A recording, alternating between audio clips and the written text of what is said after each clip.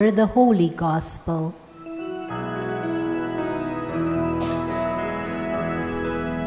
Blessed are we who hear the word of God, who hear the word of God, and believe. Let us then receive what we now hear, believe what we receive, and become what we believe. Altogether, if today you hear His voice, harden not your hearts. Blessed are we who hear the word of God, who hear the word of God, and keep it. Let us then receive what we now hear, believe what we receive, and become what we believe. My dear sisters and brothers, the Lord be with you. And with your spirit. A reading from the Holy Gospel according to John. Glory to you, O Lord. Jesus said to the Jews, Amen, amen, I say to you, whoever keeps my word will never see death. So the Jews said to him, Now we are sure that you are possessed. Abraham died, as did the prophets. Yet you say, whoever keeps my word will never taste death. Are you greater than our father Abraham who died, or the prophets who died? Who do you make yourself out to be? Jesus answered, If I glorify myself, my glory is without worth nothing, but it is my Father who glorifies me, of whom you say he is our God. You do not know him, but I know him. And if I should say that I do not know him, I would be like you, a liar. But I do know him, and I keep his word. Abraham, your father, rejoiced to see my day. He saw it and was glad. So the Jews said to him, You are not yet 50 years old, and you have seen Abraham? Jesus said to them, Amen, amen, I say to you, before Abraham came to be, I am. So they picked up stones to throw at him. But Jesus hid and went out of the temple area. My dear sisters and brothers, the Gospel of the Lord. Praise to you, Lord Jesus Christ. Please be seated for a while. Again, my dear friends, good afternoon.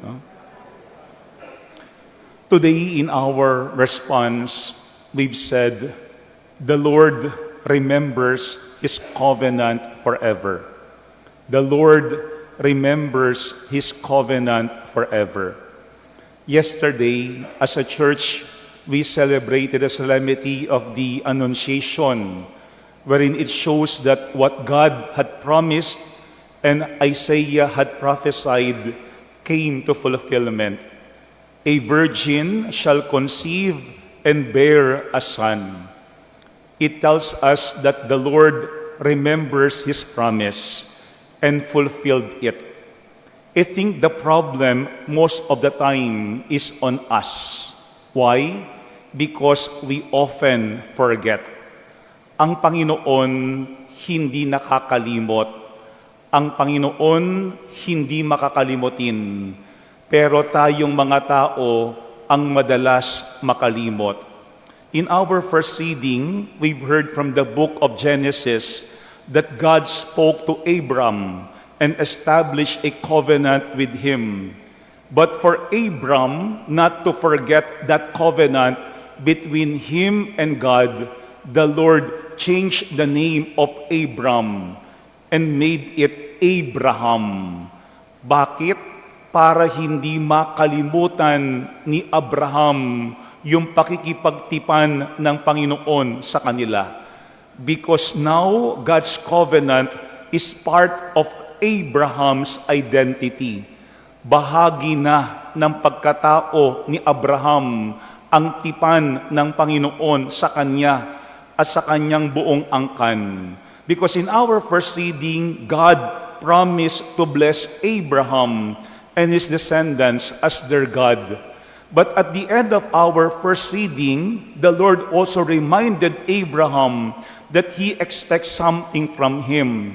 Kasi kapag sinasabi nating covenant, pakikipagtipan, hindi yaan one way. Palaging two-way yaan. If God will bless Abraham and his descendants, the Lord said to Abraham, on your part, you and your descendants after you must keep my covenant throughout the ages. Kailangan kayo din mismo ay magiging tapat at hindi kalilimutan yung inyong pakikipagtipan sa akin. At alam natin, yan ang naging problem in the Old Testament, that the descendants of Abraham had forgotten the covenant that God had given them, had forgotten how God had guided them, and they had forgotten also how the Lord had protected them. Nakalimot ang bayang Israel sa Panginoon na hindi nakakalimot na alagaan at protektahan ang kanyang minamahal na bayan. And when we look at our gospel, we see that Jesus is a reminder of God's covenant. Our catechesis tells us that Jesus is the fulfillment of God's covenant. Siya yung katuparan ng pagkikipagtipan mismo ng Panginoon. And in our gospel, Jesus Himself also gave a promise that what God did to Abraham in our first reading. At ano yung kanyang pangako sa Ebanghelyo? Amen, amen, I say to you, whoever keeps my word will never see death. Yun ang pangako ni Jesus. Whoever keeps my word will never see death. If in the first reading, God promised Abraham blessings, in our gospel, Jesus promised those who will keep His word life. Ang pangako ni Jesus ay buhay. Ang pangako ng Diyos sa unang pagbasa, pagpapala. Pero there is something similar in our readings, in those two covenants or promises. Ano yun? They are both rooted in love. Sila'y parehong nakaugat sa pag-ibig. Kaya ang Panginoon nakipagtipan kay Abraham dahil sa kanyang pag-ibig kay Abraham. Sa ating ebanghelyo, kaya si Jesus nangako sa kanyang mga alagad ng buhay dahil mismo sa kanyang pag-ibig. Tingin ko yan ang paalaala sa atin. Looking at our gospel, Jesus tells us na dapat yung ding ating attitude, yung ating behavior, yung ating actions should also remind other people of God's faithfulness, of God's goodness, of God's mercy, of God's presence. Kaya nga tingin ko dalawa yung hamon po ng ating mga pagbasa ngayon. Number one, for us not to forget, yung wag tayong makalimot sa tipan ng Panginoon sa atin, that all our blessings come from God, and that we had made also a covenant with God. Sana wag nating makalimutan na ang lahat ng biyaya ay galing sa Diyos na sa atin ay nagmamahal. At wag din natin makalimutan na tayo mismo ay nangako na hindi kalilimutan ang Panginoon, pati yung kanyang tipan sa atin. Yan ang unang hamon sa atin. For us not to forget God's covenant of love with us. Pero pangalawang hamon po sa atin is for us to remind other people of God's goodness and covenant. Hindi lang tayo sana ang hindi makalimot, kung hindi sana tayo din mismo magpaalaala sa ating kapwa ng pag-ibig at tipan ng Panginoon. Paano? Kapag tayo ay nabubuhay ng maayos, kapag tayo ay nabubuhay ng tapat, kapag tayo ay nabubuhay ng tuwid. Kasi when we are faithful in following the commandments of God, people will also remember the goodness of God through us.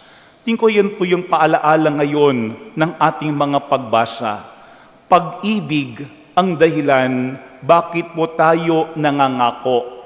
Pero pag-ibig din ang dahilan bakit ating naalaala at tinutupad yung ating mga pangako.